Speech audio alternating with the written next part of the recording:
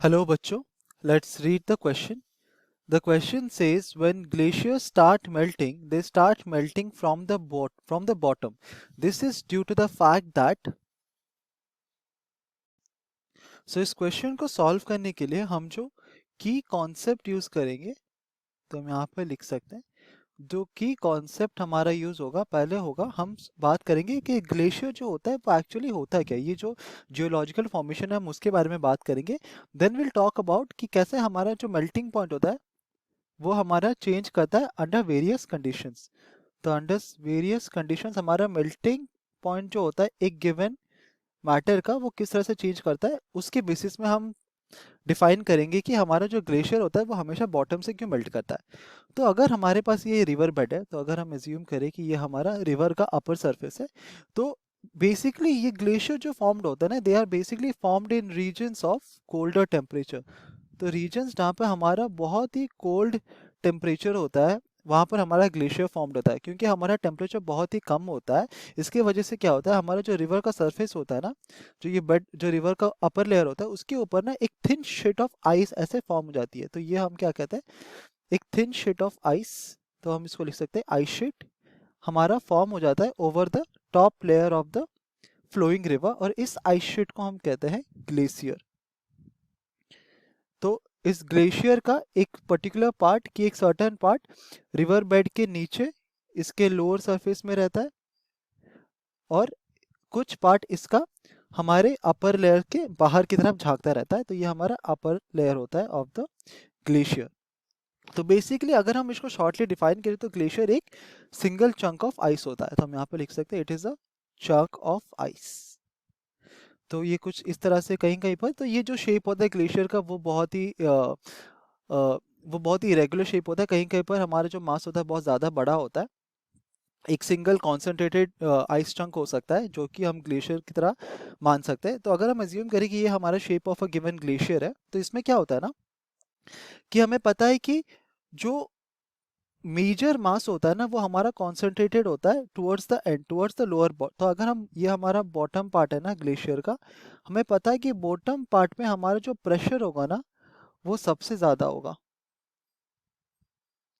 This is because हम यहाँ पे लिख सकते हैं मैक्सिमम प्रेशर हमारा bottom half of the glacier में एग्जिस्ट करता है. दिस इज बिकॉज प्रेशर सबसे ज़्यादा इसलिए होता है क्योंकि जो फोर्स पर यूनिट एरिया होता है ना वो हमारे बॉटम हाफ में बहुत ज़्यादा होता है, क्योंकि फोर्स हमें पता है मास times acceleration divided by area. तो क्योंकि सबसे ज़्यादा मास हमारा क्या होता है वो बॉटम की तरफ कॉन्सेंट्रेटेड होता है, जितना भी अगर हम इसको एज अ होल कॉन्सेंट्रेटेड रखें तो concentrated mass is the maximum at the bottom half. तो क्योंकि concentrated maximum होता है at the bottom half, तो प्रेशर हमारा सबसे मैक्सिमम होता है at the bottom half, जिसके वजह से there is a process called as pressure liquefaction. तो हमारा क्या होता है, इस इंटेंस प्रेशर की वजह से हमारा जो मेल्टिंग पॉइंट होता है ऑफ आइस वो हमारा डिक्रीज कर जाता है. मेल्टिंग पॉइंट ऑफ आइस वो हमारा डिक्रीज करता है. Melting point of ice decrease करना मतलब एट अ लोअर टेम्परेचर हमारा आइस मेल्ट कर जाता है. हमारा जितना स्टैंडर्ड टेम्परेचर रिक्वायर्ड है उससे लोअर टेम्परेचर में हमारा आइस मेल्ट कर जाता है. क्यों? Because of high pressure and pressure liquefaction. एक और जो रीज़न होता है कि हमारा जो ग्लेशियर है वो बॉटम की तरफ से मेल्ट होता है, ये इसलिए होता है क्योंकि अगर हम इसको ऑब्जर्व करें तो हम देखते हैं कि एक पार्ट ऑफ द ग्लेशियर वो हमारे रिवर के फ्लोइंग सरफेस के नीचे एग्जिस्ट करता है.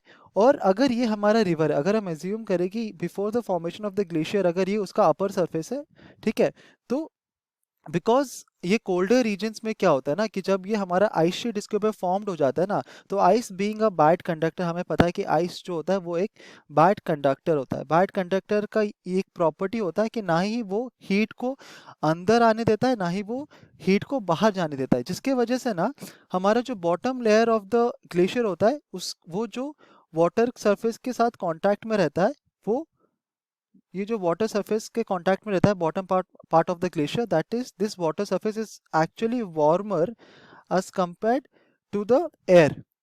अगर हम एयर को कन्वर्ट, अगर हमारा जो ग्लेशियर है वो बाहर की तरफ वो एयर के साथ कांटेक्ट में है और नीचे की तरफ वो एक वाटर सरफेस के साथ कांटेक्ट में है, और ये जो वाटर सरफेस होता है ना वो रिलेटिवली वार्मर होता है. ये इसलिए होता है क्योंकि हमारा ice sheet being a bite conductor वो हमारे ट्रैप्ड हीट को अलाउ नहीं करता बाहर जाने के वजह के लिए।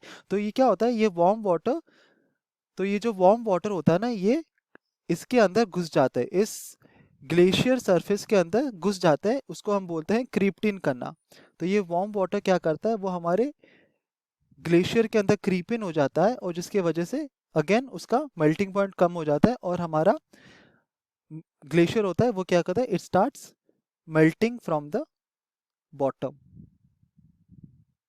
तो दो मेजर रीजंस होते हैं क्यों हमारे ग्लेशियर्स मेल्ट करते हैं फ्रॉम द बॉटम। पहला होता है हमारा प्रेशर लिक्विफिकेशन, और जो दूसरा होता है इट इज द सीपिंग और the creeping in of warm water surface inside of the water body. तो अगर हम ऑप्शंस देखेंगे तो option A is the correct option. Melting point is lower due to increase in pressure. Hope you understood it well. Best of luck.